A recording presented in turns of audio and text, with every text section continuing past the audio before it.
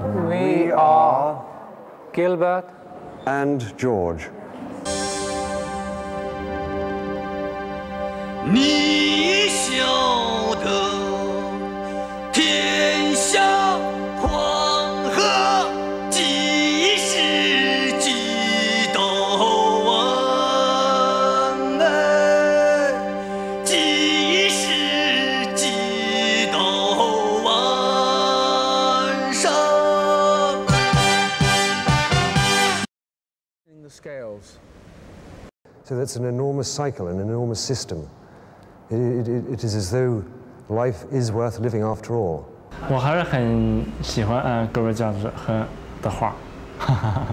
我觉得他们画，我觉得吉尔伯特跟乔治的画非常特殊，有很好的色彩，而且呢，我很赞赏他们的作为，我很赞赏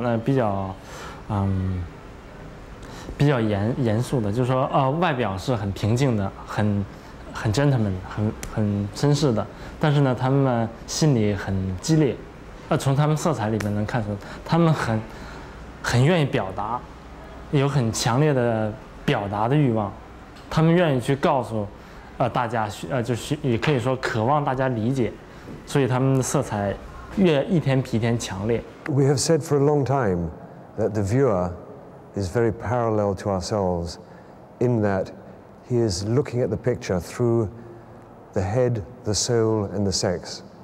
And we as artists are producing pictures through the head, the soul, and the sex. If you go to a party, you go with your head, soul, and sex in a particular variant of amounts. If you go to have a bath, it's in another way. But it's always with those three forces. That's the filter through which we all live in a way.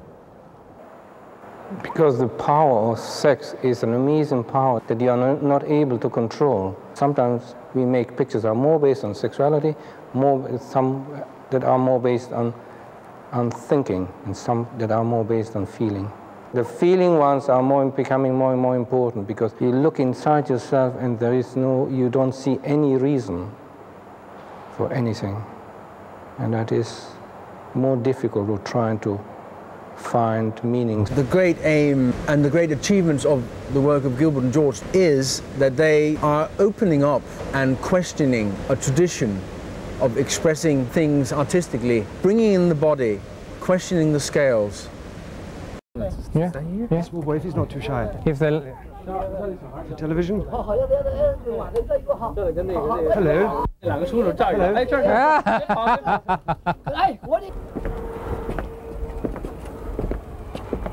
We created a public persona from the first day when we decided to do living sculpture. That's what it is. We are confronting the viewer, and so we are personas, like Mao Zedong or the Pope or the Queen. Coming both from lower class backgrounds, the suit was regarded as what you wear on important occasions, weddings, funerals, and so on. And that was the normal 20th century good clothes. We didn't come from a genie background or a swinging 60s background. We didn't have to reject other clothes in order to adopt these. That was the norm at that time. And we believe it's been very important to us because it is the normal, average, typical 20th century appearance. It's very, very normal. Andy Warhol, who is of course the key figure in suppressing the individual emotional ideas of the artist, may have had some sort of influence on Gilbert and George, but I think Gilbert and George and Andy Warhol, in their image making, in their relation to their art, are some of the key essential artists at the end of the 20th century. And I think they, more than anyone else, will take this issue of presenting themselves in relation to their art into the next century. We did it. We just completed 2 sculpture walks on the Great Wall. We always found out when we were first artists that sculpture is not modeling, but it's cutting into pieces, it's dividing.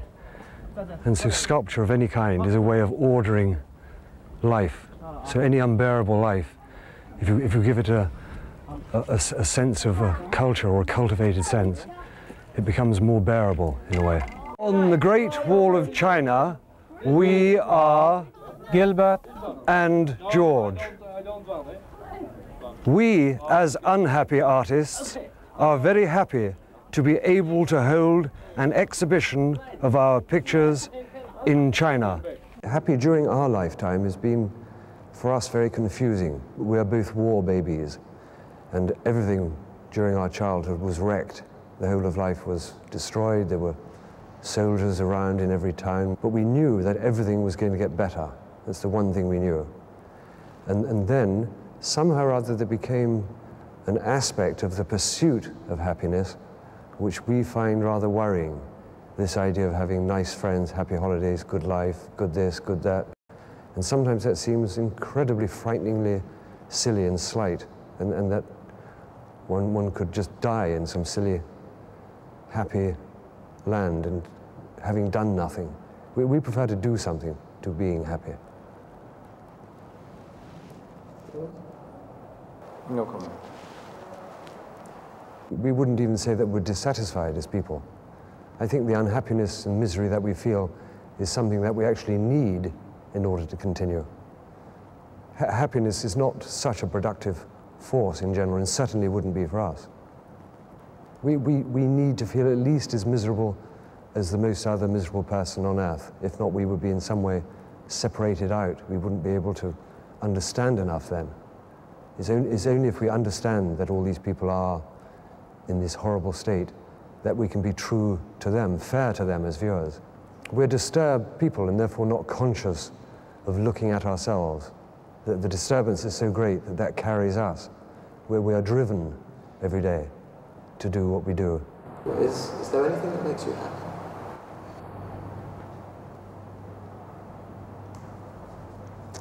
Yeah, not being asked that question. We probably are very lucky, and we had a fantastic life, but at the same time, we feel we feel we have to, but we just are. Became more unhappy, in some way, I always was a little unhappy. So, it is not something completely new.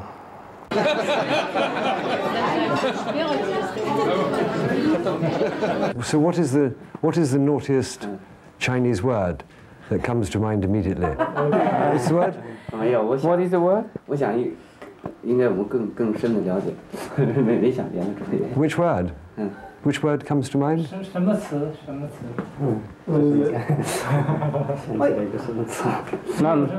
don't have.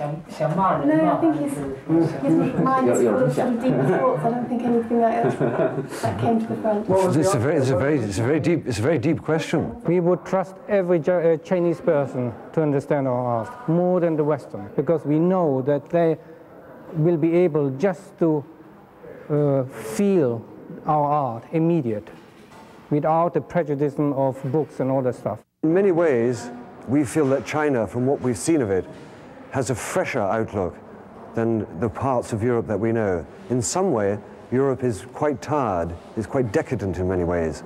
It's overcomplicated in the wrong ways. Here we feel there's a fresher, more open, more able way of seeing a future, of wanting a future. They are modernists.